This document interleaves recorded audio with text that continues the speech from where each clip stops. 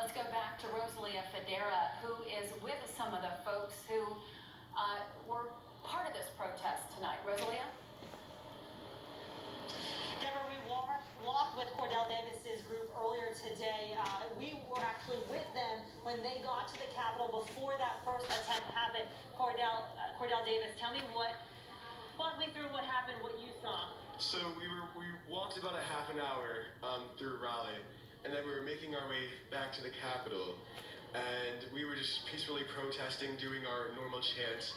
And I'm in a group that we were drafting legislation, talking with legislators to take the statues down and replace them with diverse statues. It passed in the Senate, it was supposed to pass in the House. So we were actually marching back, and then we just kind of got blindsided by people who eventually were going to just take the statue down themselves. And it got a little hostile because some groups saw us as being too peaceful. They saw us as not being on the fringe enough to want to use force to bring it down. So then we kind of got into a debate with some organizations, and we were saying, we're talking about we have legislation and we're going to take it down, but we're trying to do it the legal way. And then they're saying we can't. The other debate was saying, well, we can't wait. We have to take it down now.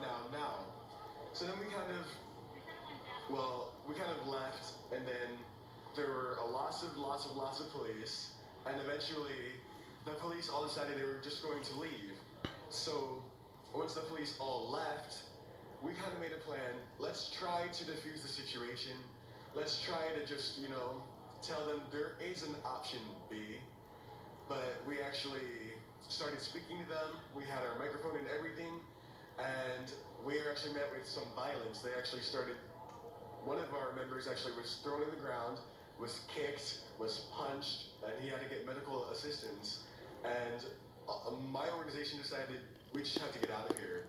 And we had some Republicans, and they decided it was just unsafe. Deborah, you were asking me earlier about what happened the moments before that statue came down.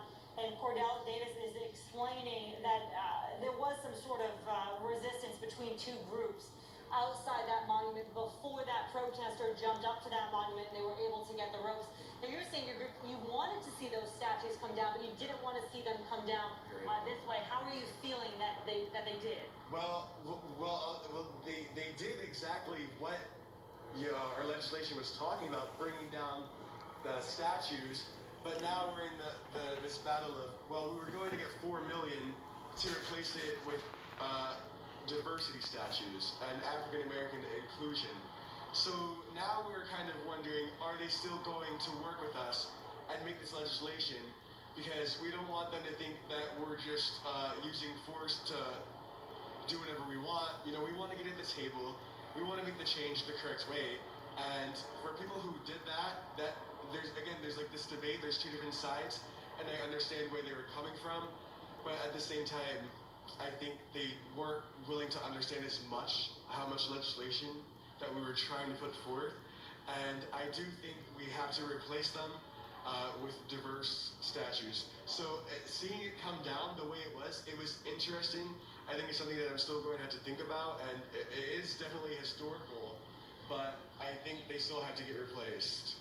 Thank you so much for talking with us. And Cordell Davis heads up the TRO and Unity group. We were marching with them all day. And while he was talking, you did see video of a sort of scuffle that happened between police officers and that first attempt to take that statue down. And that happened earlier in the night, and that is what prompted that. I believe it's up right now. You can see that scuffle with the officers and the protester that had the rope in his hand. Again, this is the first attempt. This happened earlier, and then those officers stood around the monument, and protesters stood behind them, protesting, asking them to take it down for them.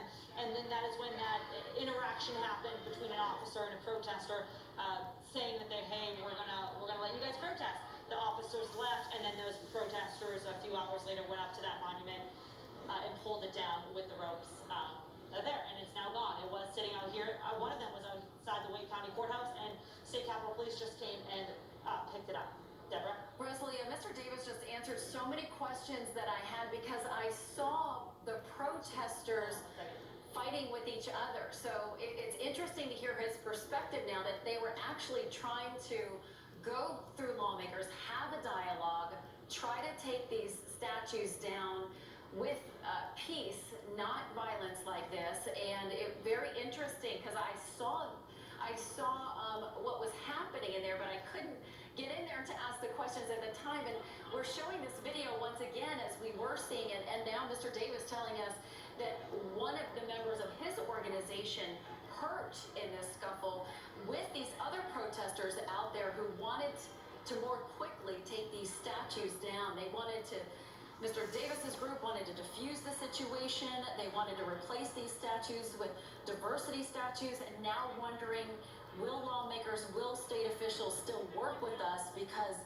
of how these protesters did come in and overtake the people who were trying to have this dialogue with state leaders to make all this happen without the destruction of the monument. So very interesting there. We have more video that we wanted to show you. This came from Twitter tonight.